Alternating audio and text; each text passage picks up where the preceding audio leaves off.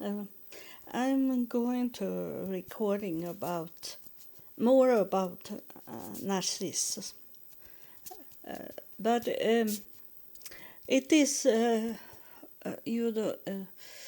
it's not about the name of the mental disease, the mental issues with it.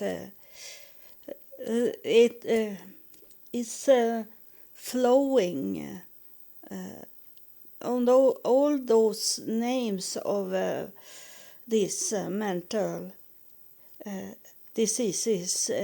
They go into each other. So I call it narcissism, but it can be a psychopath. It can be other name on it, because there is no real limit where it's begin and when it's ending. It's never ever ending, most of it, but it can be going into a lower status. So some people can work and live with it without other people make noticed about it, because it can be lower to show up. But then is it also I ask about it because my brother, my genetic brother, he was very, very bad in his way to treat me, and I suppose he treat other people bad also, some of them, but most he had lots of friends and have lots of friends still.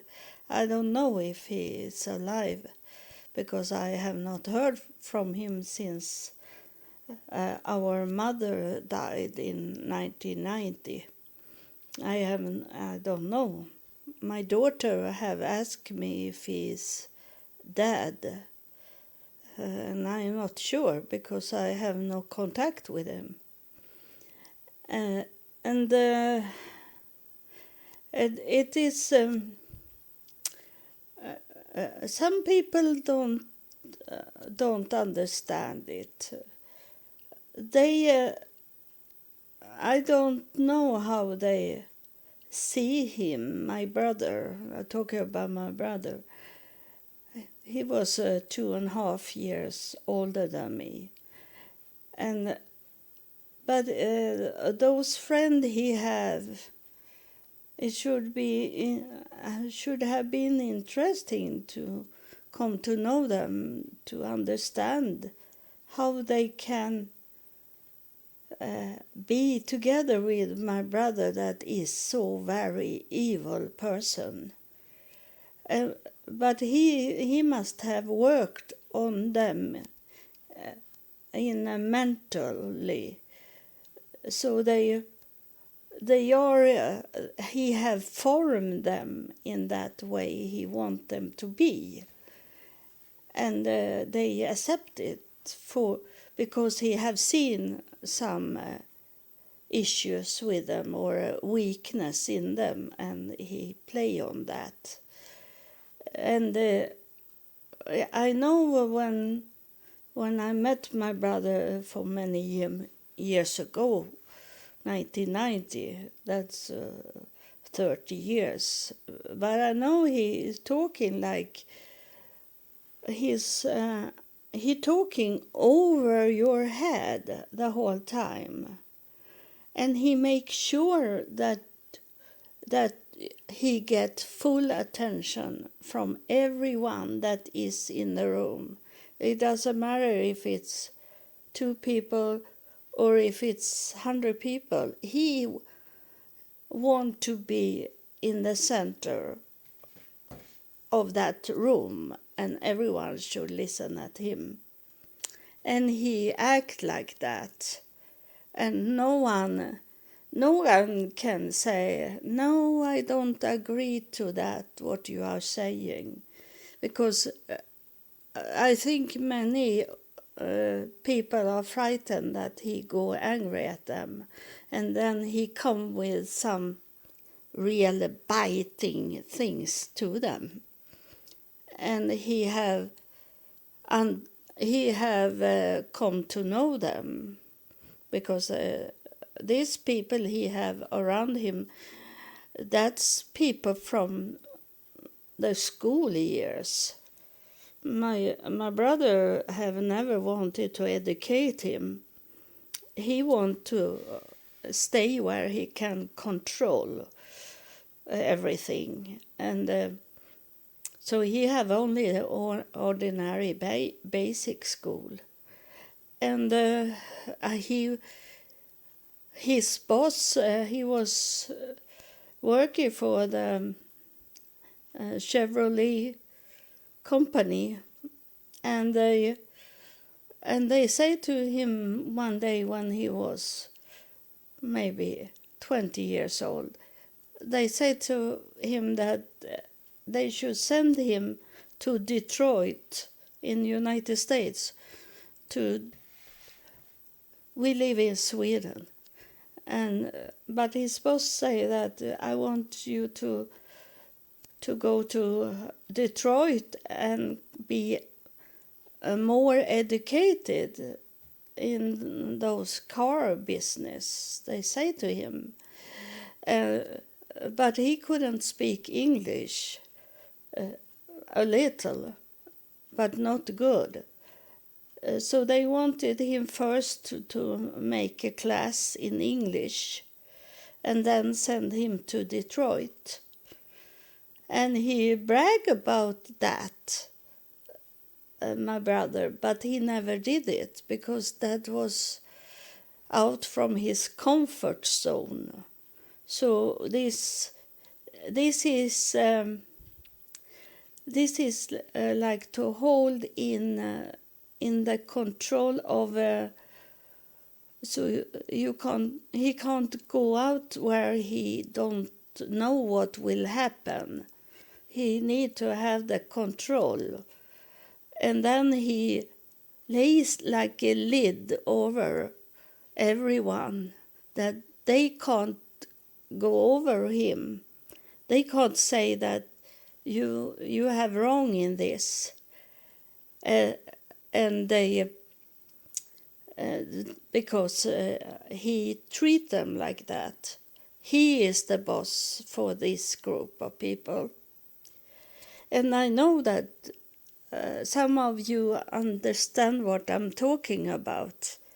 That they want to be star, but they don't want to be educated, to be a better person, to be better intellectual. They want to stay where they know everything. And that was my brother. You can call him narcissist or psychopath, or what else name you can call. But that's, and then I got the same person in my daughter's father, that he was like a lid over, but he under his lid, his roof, he make me, I was more free to do things under him than my brother, because I say, like we women say it, or say like this, I want to run a marathon, for example. We say that I will run a long distance. And men is like, yeah, you do it today then, run. But we women, when we talk like that, we talking about the future. It can be in 2, 3, 5 years from when we are saying. But a man, he, as I don't say every man, but it's very common that the man is thinking that we should act today. When we say something on Monday, it will be on Monday we start those things. When we women think about later on, I maybe need to prepare me to start. I can't run the marathon a long distance without have condition could do that. I need to train me for it. But the man is now. And yeah, it's fun to know that we have different way to think. But so he say that to me very often. I want to do something. And then he say, but do it then. Do it then. Don't only say it, you do it. And then I should start immediately. So, it was like I fulfill his dreams. He be very fire up. He wanted very quick and he could say that to people that I was in the political system for some years, and he brag about it, but he didn't brag to look at me, brag about he was together with me. That's why he was so great. It was not about me, it was about him. And why I started to do this recording, it was a memory that come up yesterday in my mind late in the evening, so I couldn't recording it before today. And it was about my father, and he, I understand now that he was narcissist, and then he is genetic. Some psychologists they say it can be from childhood they become to do that. But I think, like many diseases, it can lay inside a person, and then it can be fed to show up, or else it's be not fed to be. So there is already genetic in a person. Do I think?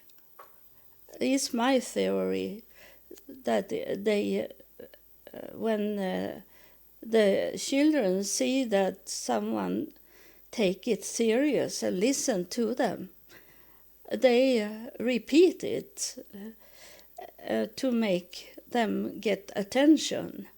But if the parents doesn't give them attention, then it's going away from them, as long as it's not someone that start the sparkling, make them trigger it to put it on. It's depend on what the environment are doing to these people. They carry it with them. And my mother, she had men. Men was so high up, they couldn't be touched. That's how my mother was. It was not in her in that way. It was when I read what she wrote, my mother, about her childhood, and sometimes she talk about it, that the father have the control over the family the whole time. So maybe he was narcissist, and then it's going down in genetic. I think it have been that in many generations, that some people be this narcissism, and it come to my brother to be. And as I say, the environment is. I never got this narcissism because I was not fed with it. It was my brother that got everything, because my mother, it was like her idol. My brother could never do anything wrong and could not say anything wrong, and my father was never at home. Either he was working or he was drinking, and he was never home. So it was what my mother did to us that make us be in that way. And my brother, I was younger than my brother, and my mother told me to clean up his room and make breakfast for him before we go to the school. I was like his housekeeper and serve him, and then I have talked about it. He started sexual, trying to get sex from me, and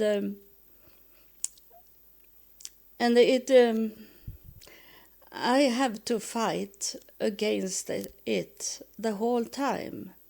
I have hard to be in our home, because he was on me. As soon he's coming home, he was on me and trying to have sex, and I know he didn't penetrate. He didn't go into me because I was virgin the first time I did it with a man.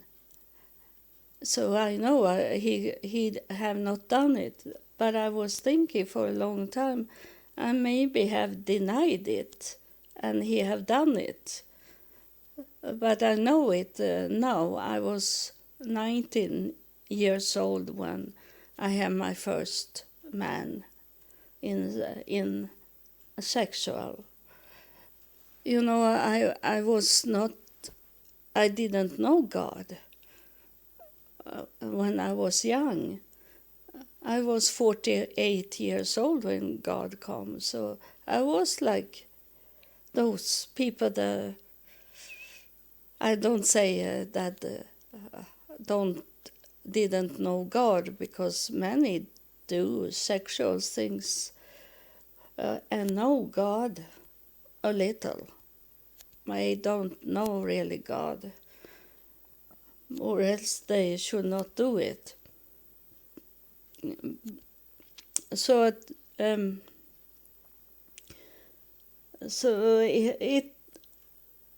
it was the environment that triggered my brother to be like he was.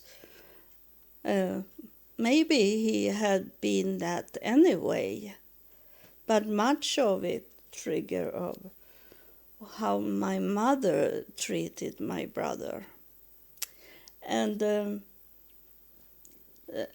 my mother had, now we know that she was Jewish, and she was much into business. So she was a strong woman, but she was not, but she was weak when it come to men. So she had her own business. So she went from home about 6, 7 o'clock in the morning, and then she come home 9, 10 in the evening. So we have the whole day, my brother and I, by ourselves. When we were, my parents divorced when I was 10 years old, and then I started to get female forms, so my brother pay attention to me. So it started very quick thereafter.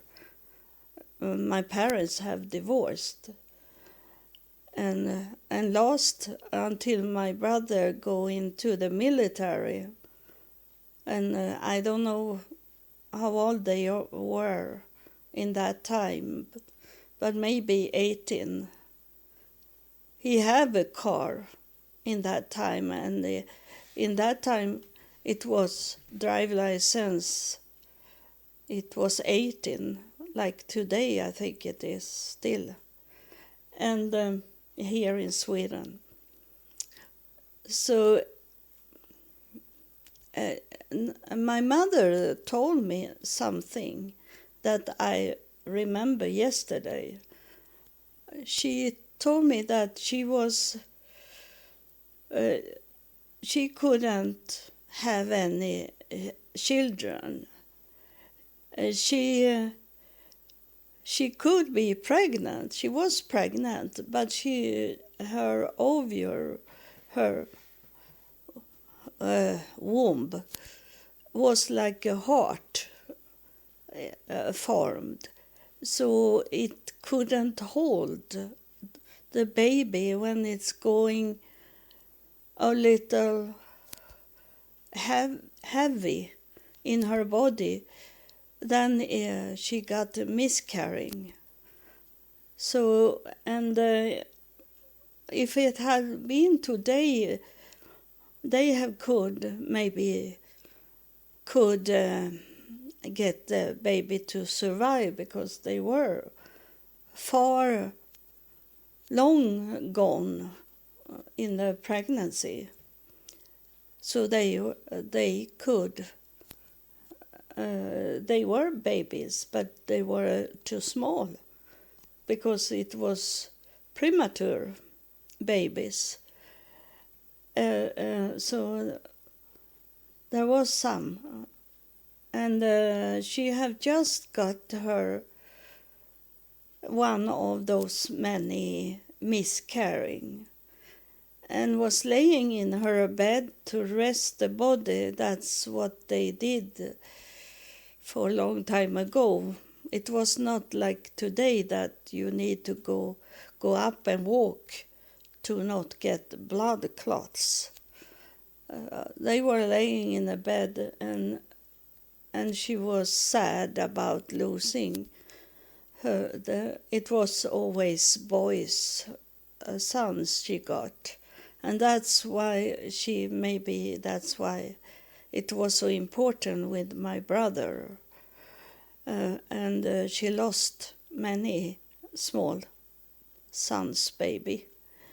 And she was laying sad in her bed, and my father come home and he was crying, and my mother told me that told him to not be crying so much, that we can try to get a new baby, she said to him.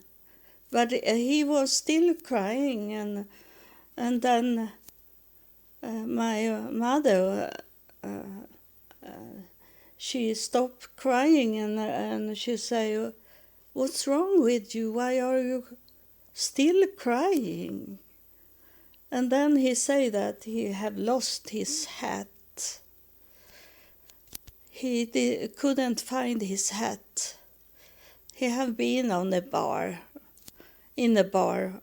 and in some way the hat was gone.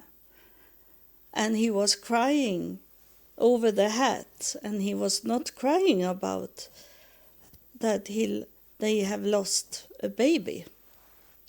So it was good that my mother told me about this situation. I didn't understood it when she told me about it, but I understand what's with this, with narcissism or mental issue. It was not my father. He was very bright, intellectual. He could sell. He was top, and he became a local manager for the biggest insurance company. We still have it in today, that company. So it was not about that. It was that he was disturbed, emotional disturbed, that he couldn't understand, because he was not the one that carried a baby inside him. So for him, was it not the baby there they lost? It was her baby. It was her fault that they lose the baby. It was, every negative things was on her, and he had nothing with that to do.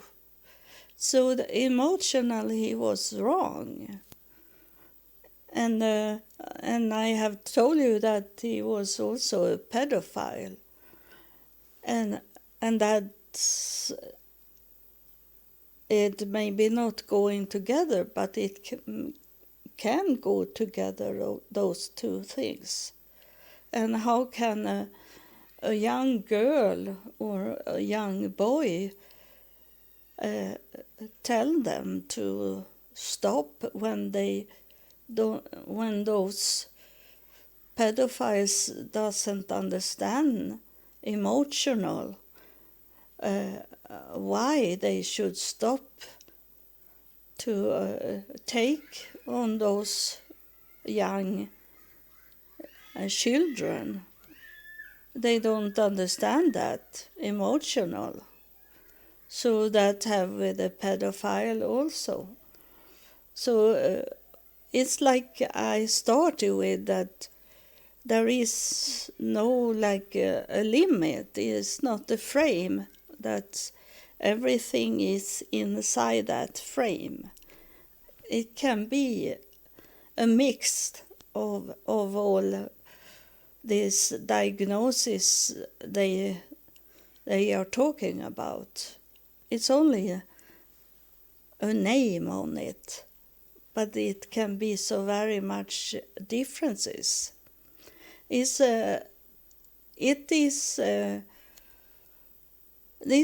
what I'm talking about is describing of this mental sickness, diseases, and it is not about them in real. It's about what to do when you find out that they are mental sick. If they are mental sick in this other way to do that. They go violence, go very angry, and they look like very disturbed in their brain.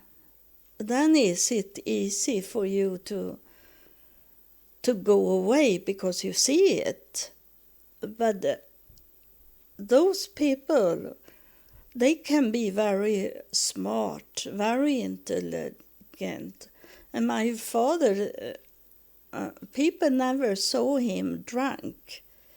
They didn't understood why my mother divorced my father.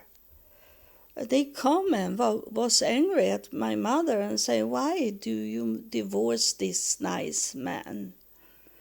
And they couldn't see or smell that he was drunk the whole time. Because my father, the only time he was around in our home, it was when he come home because he needed to take a shower. He takes shower about 3 times a day, and he have perfume on him, and then he always eat mentee pills for not breathe alcoholic, and he smoked the whole time also. That took away. And he had very nice clothes on him. So people didn't see that he was drunk. They didn't see he was alcoholic until he was so very drunk all the time. So he be fired after many, many years because he couldn't work anymore. And so they didn't see it. And you don't see it if they not showing very disturbing things in their way to be.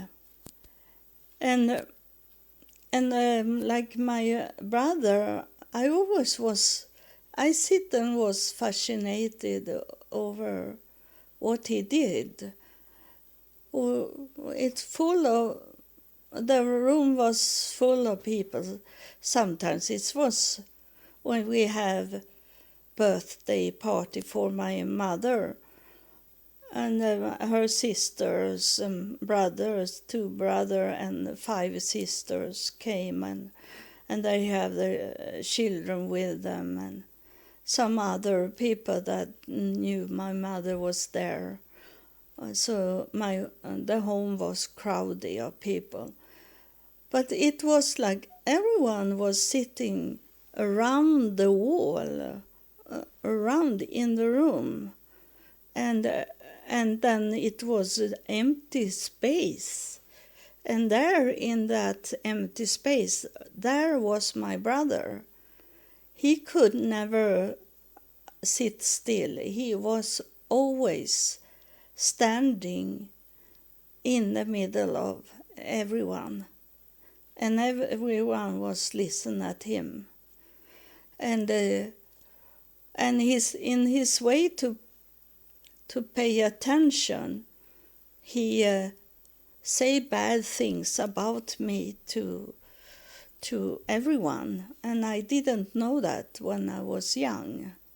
I couldn't understand these theater things, the lies. That's why I don't like lies.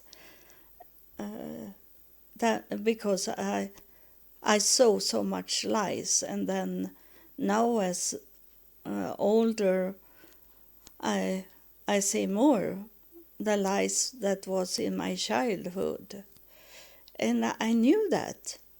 I knew it was a lie, even if I was a young girl. I shake my head and thinking, why do they do these things?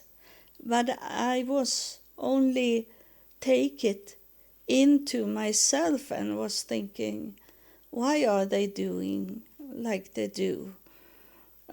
All these things, and especially when they were drunk and in those parties they had. My mother was sitting in the lap of another man, and they did things that they normally didn't do. But when they were drunk, it come out all these bad things. And I sit there, because when they have like birthday parties, I was not allowed to talk. So the only thing we could do was sit and watch the older people, adults, people, what they were doing.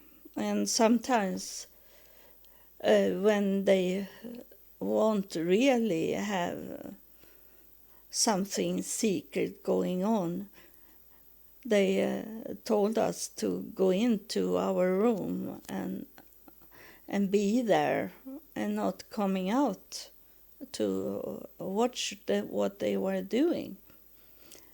And those lies there was. And I understand it because I have told you about this, that I have had connection with heaven already when I was 8 years old. I get visions from heaven. So I had another way to look at life, because I saw these lies. And my mother was if I say in money, she was the most poor of her sisters.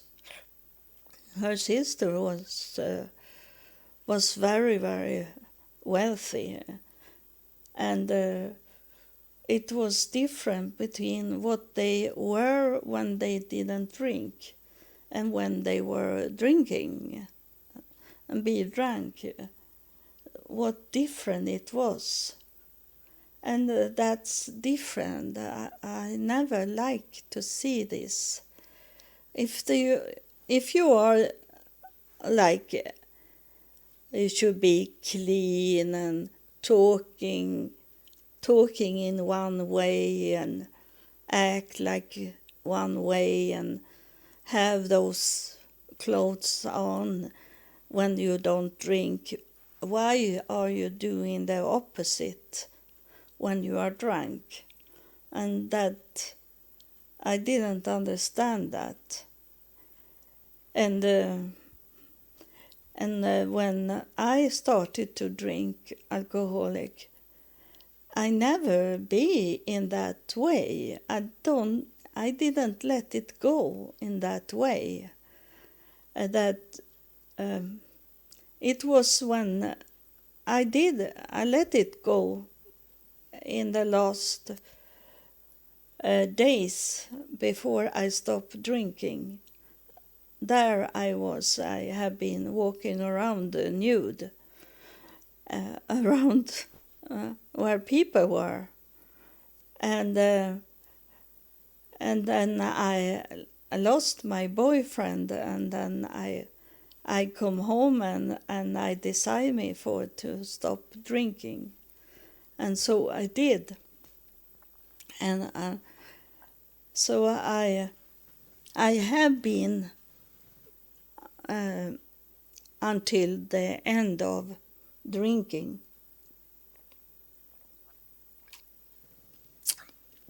When I was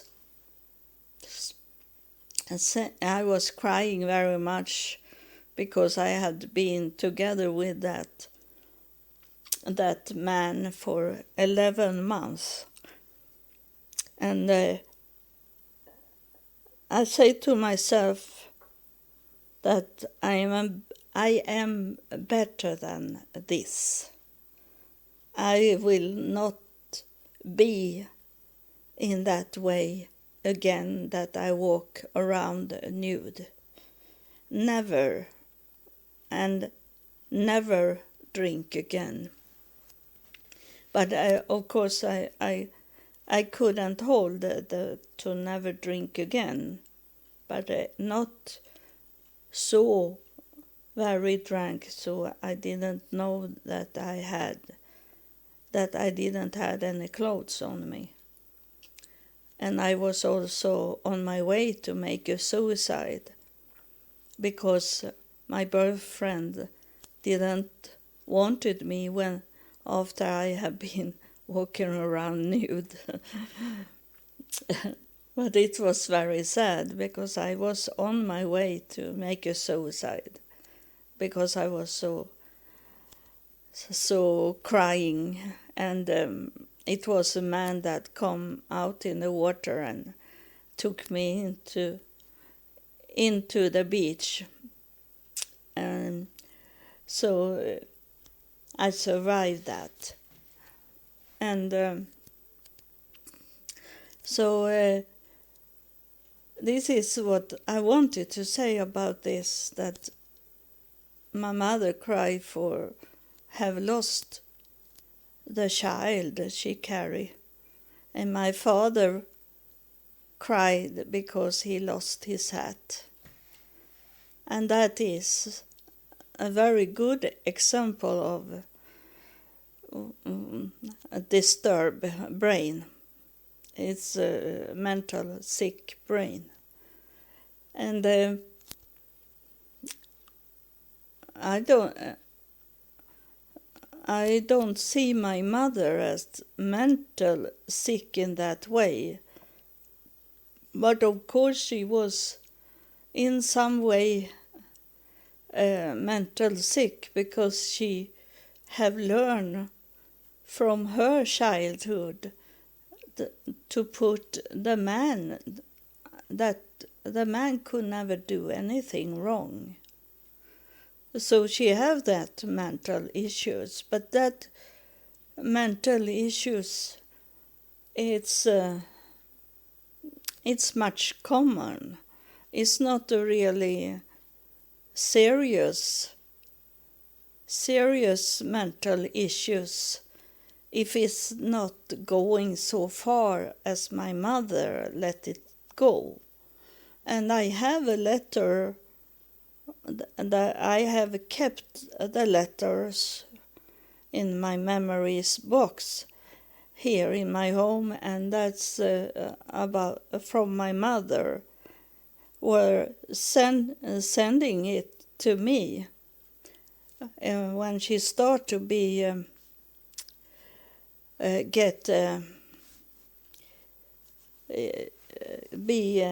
lost on memories. She started to write me some letters. I think she couldn't call me in a telephone. I think she didn't know my telephone number, because she started to write letters to me.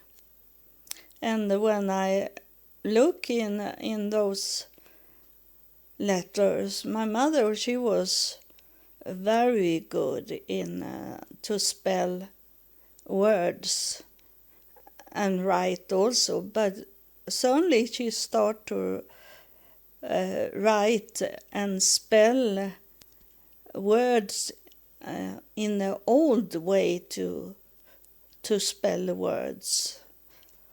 Like when she was a child, she learned, and then she had to change it when we took away some of this word spelling, and spelling on cities, for example.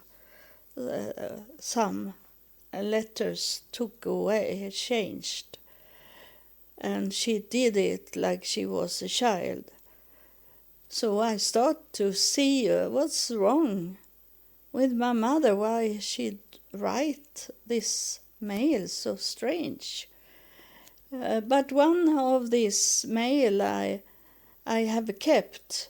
It was about my mother's marriage, and she was writing me that she have told the man that was married to my father's sister.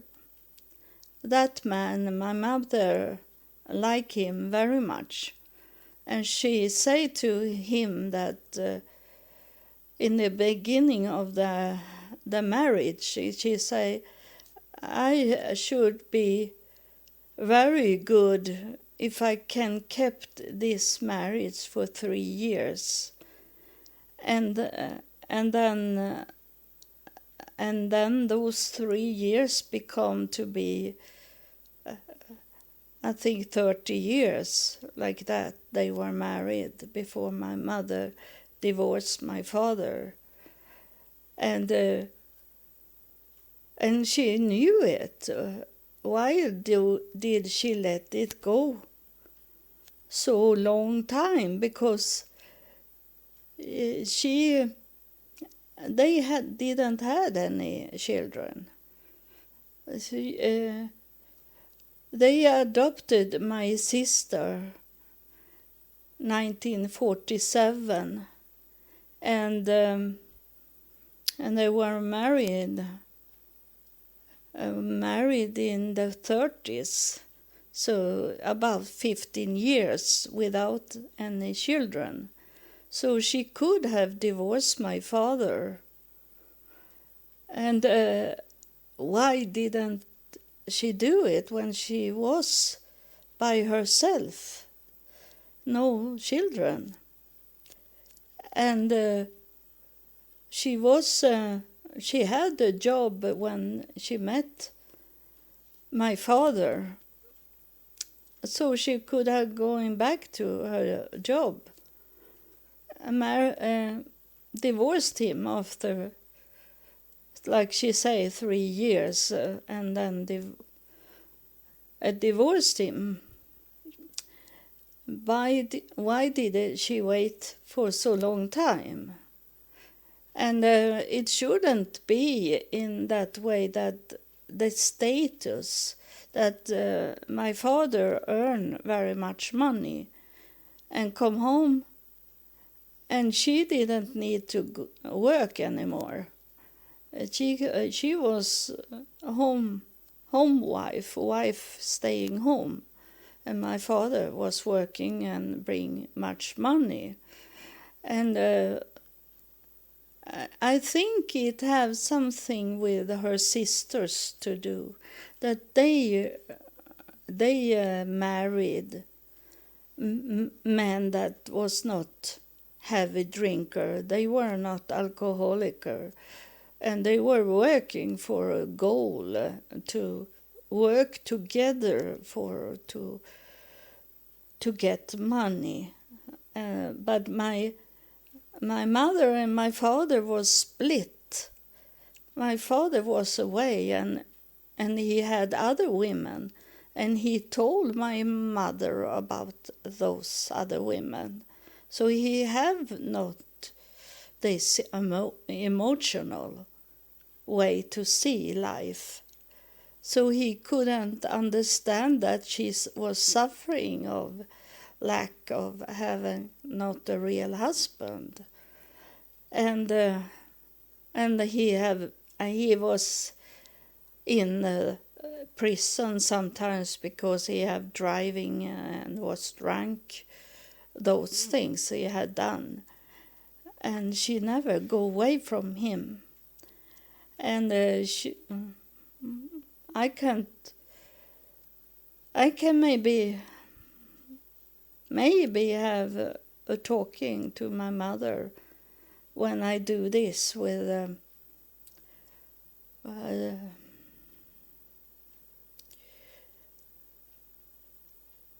sorry, I was thinking I should do only about narcissism, but but I hear my mother is coming now. She's coming and I'm talking because I put a question in the spirit world about why did she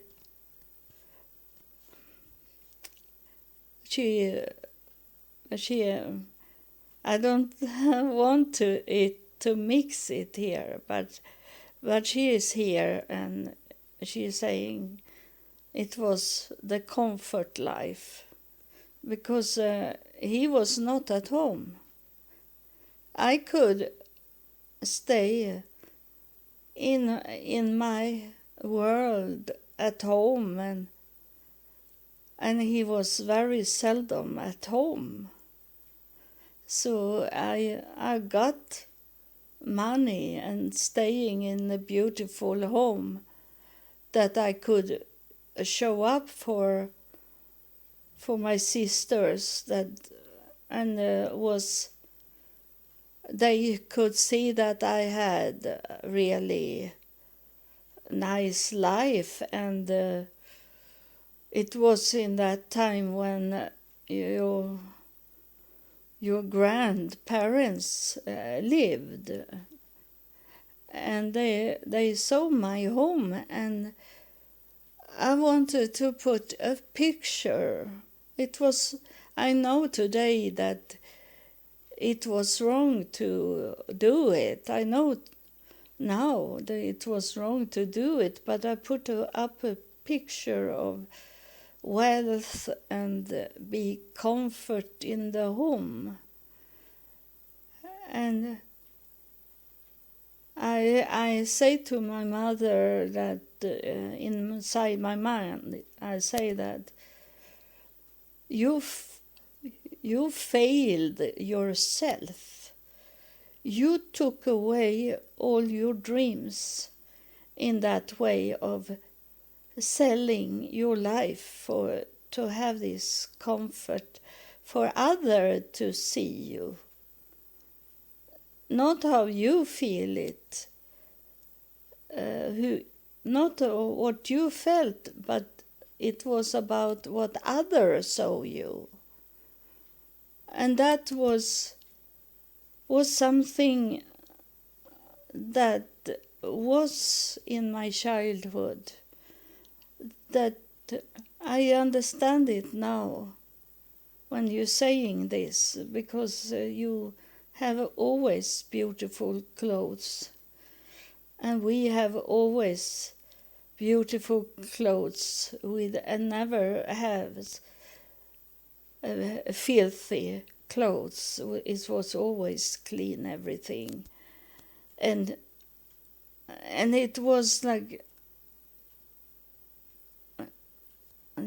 she tell me now, it was like a fence for people to not see who you were in real. And after the divorce from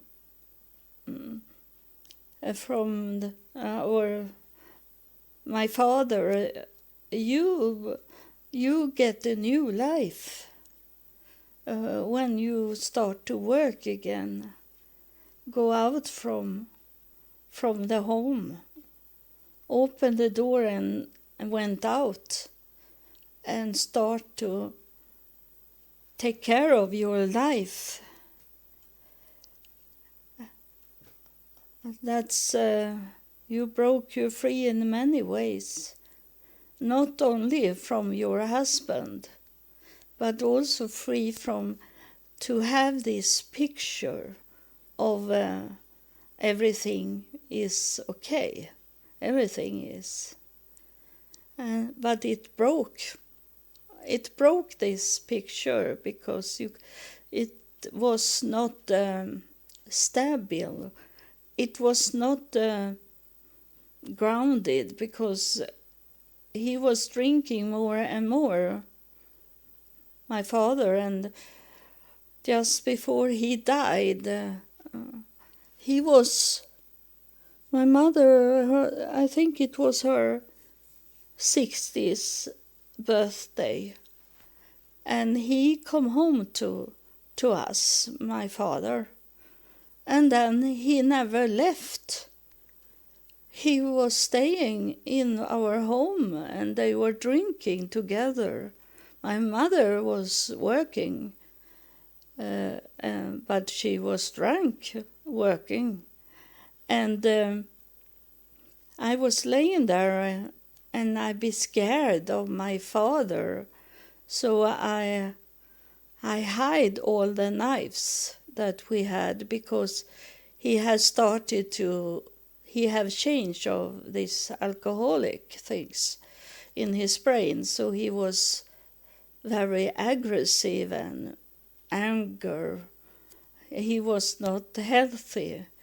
And I was worried that he should kill us, because he was going in that way when he go very drunk, and I couldn't sleep. I was still staying home because I was in the school. And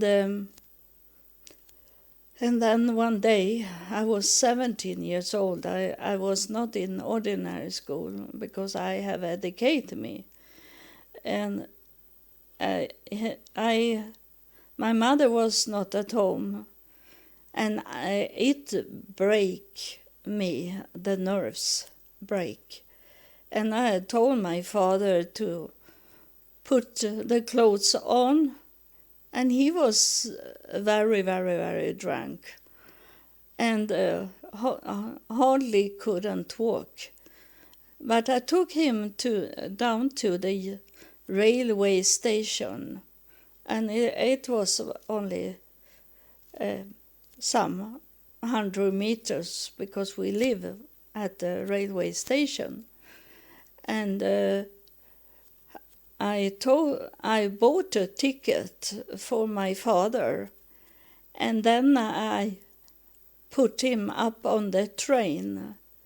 And I say to my father, I hope I never will see you again, I say, because I was so angry. It was not really what I wanted to tell him. But in that situation, when he had been for maybe 1 week and drinking, and I couldn't sleep, I had not slept for many nights, then I say that from anger, and he died after that. That was the last words I say to my father. I hope I will never see you again, I say, and I never see him again. He was dead after some days. So that drinking that he was in when I bought the ticket for him, it was killing him. So he was on his way to die when I say that to him. So because it was 2-3 days, and then he was dead. And so what I was worried about was also that I was with a friend to my father's apartment, and he lived in Stockholm, our capital city. And I was there with, we had been out and have fun, my friend and I. But in the night when I was sleeping on the floor in my father's apartment, my father come and was nude and opened up my blanket and was going down over me, over my body, and wanted to have sex with me. The excuse for him, I want to think like that he was so drunk so he didn't recognize his own daughter, because he had young girls in his apartment having pay for them to have sex. So he maybe thought it was one of those girls. But I wake up my friend, I push away my father, and then I say to my friend, we have to run out from here. And she didn't know what was going on because she was sleeping. But we were running out from my father's apartment in the night, and the train that should take us to the downtown city, it didn't go because it was night. So we were sitting and waiting for the first train to come, the local train to come to get us into the railway station. And I told her what had happened. And that, in my mind, I was maybe thinking about that when I put my father on the train. I was not that kind of person. When I was 17 years old, I was not strong. I was a very weak person. But the anger and not have could been sleeping make me be strong of the anger. So that was the last time I saw him. And I understand how wrong everything was in my childhood. And this podcast make me to understand so much what have going on. One thing I want to tell you that follow me, as I have talked about my mother now that she come through, and talking about that she wanted other to see her marriage as happy and wealthy and famous success. That was a lie, a big lie. And that, as I have said that, I will tell you that that I'm a little worried, but I have to give it to heaven, to those afterlife, that it's very truly that someone of these people that should help me to get a new home, they will see it, and then they think that if they don't believe in God, they, in that way, that what I'm talking about, they will see me as mental sick. And that can cause problem for me, that I maybe I say that in the evening before I fall to sleep. I say that to God, that the worst that can happen is that they lock me into a mental institution.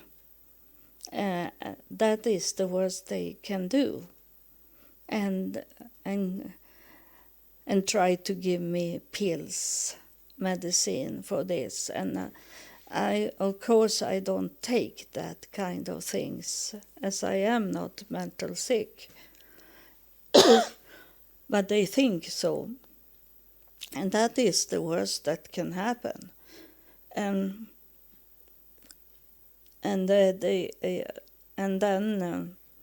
that is not so bad, but bad at all. But it is bad that they don't give me any apartment together with other people because they think I'm mentally sick. So this podcast can cause me problem.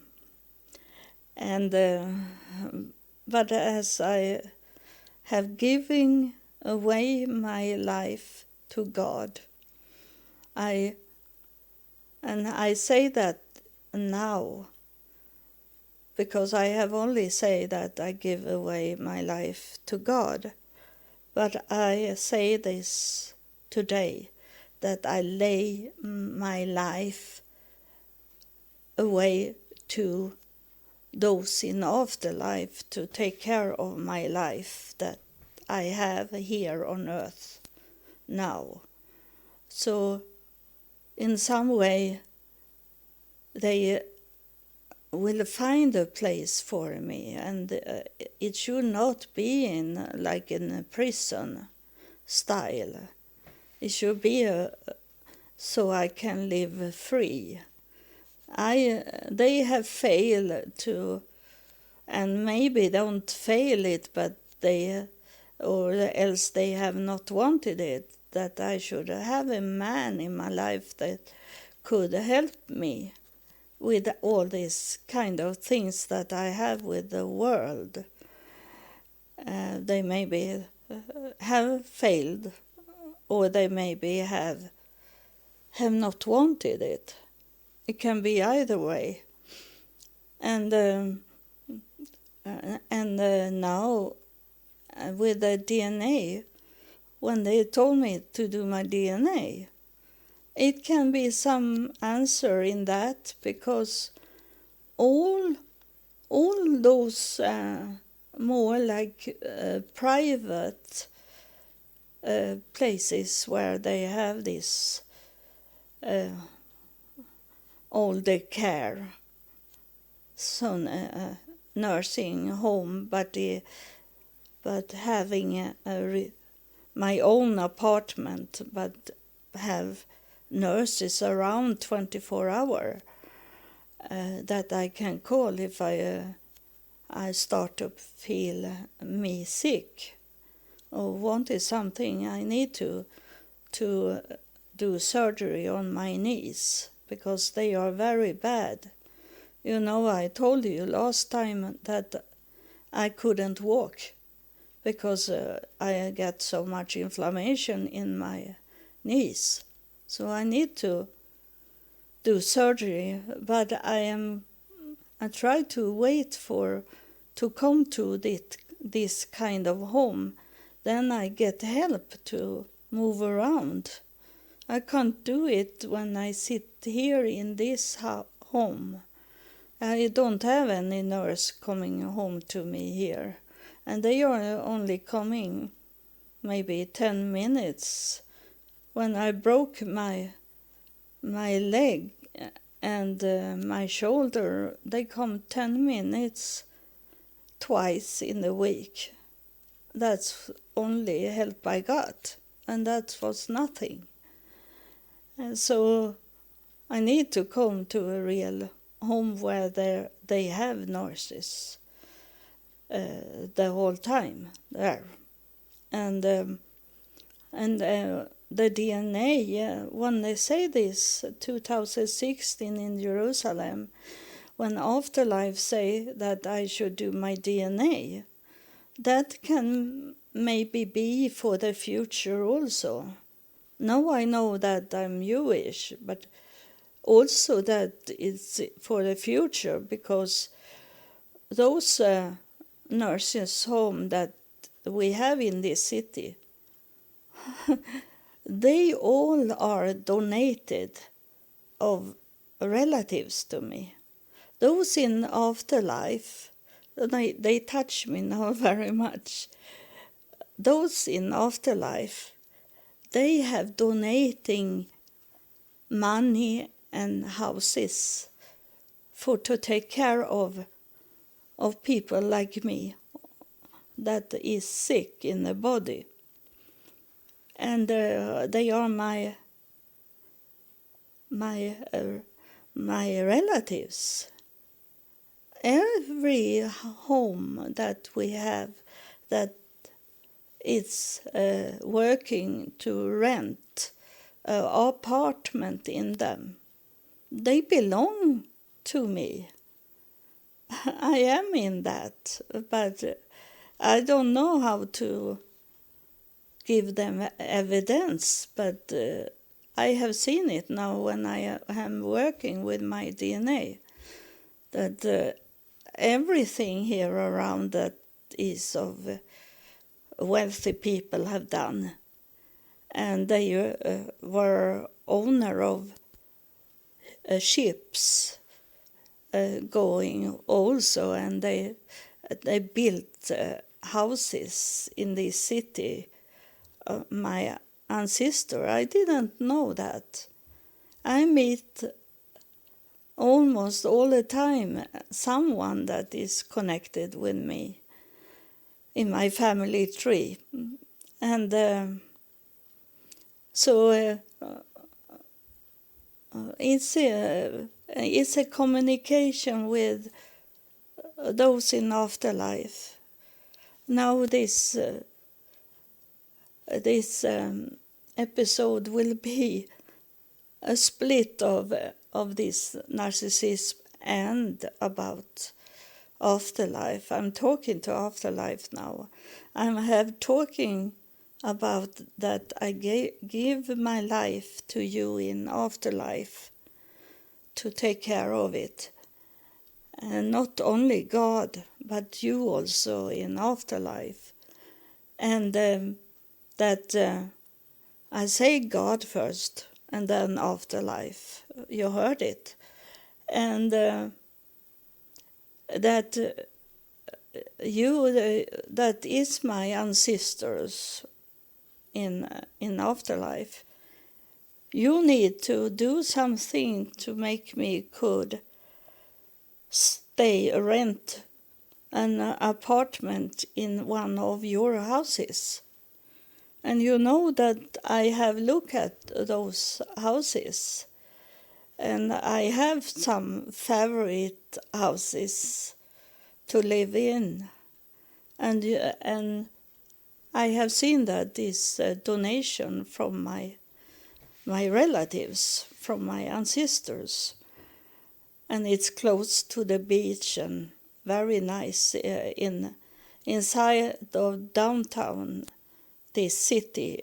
And with my scooter I can drive. It takes 5 minutes to drive to the beach, to be there the whole summer. And I can drive away out in our city. It should be so very nice if you in afterlife can help me to get one of these apartments.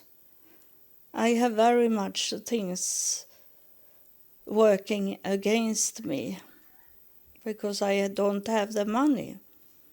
I have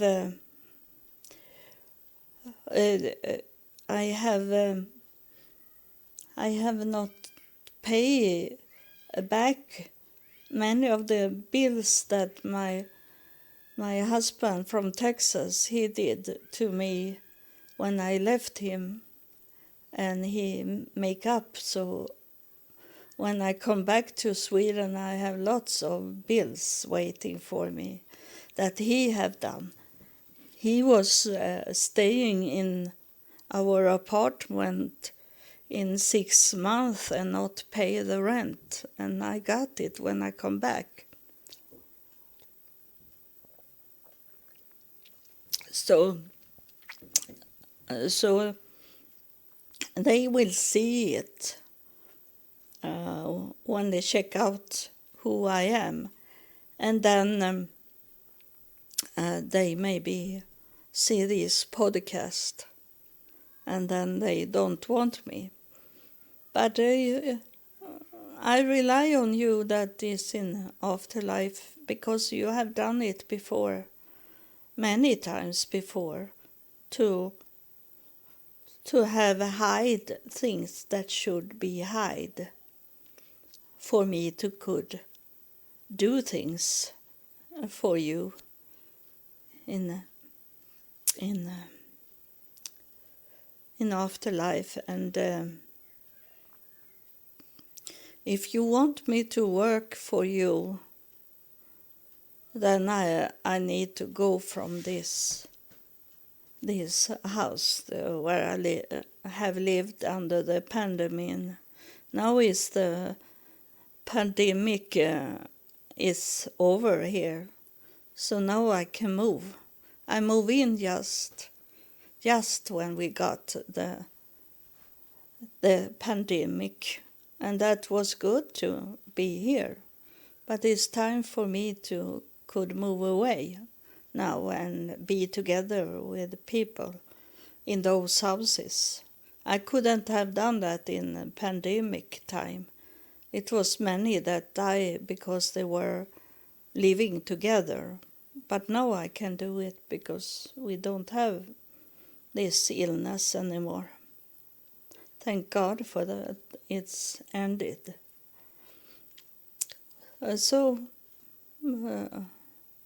Now I don't know how to do when I upload this on internet. I don't know what I should say about this episode.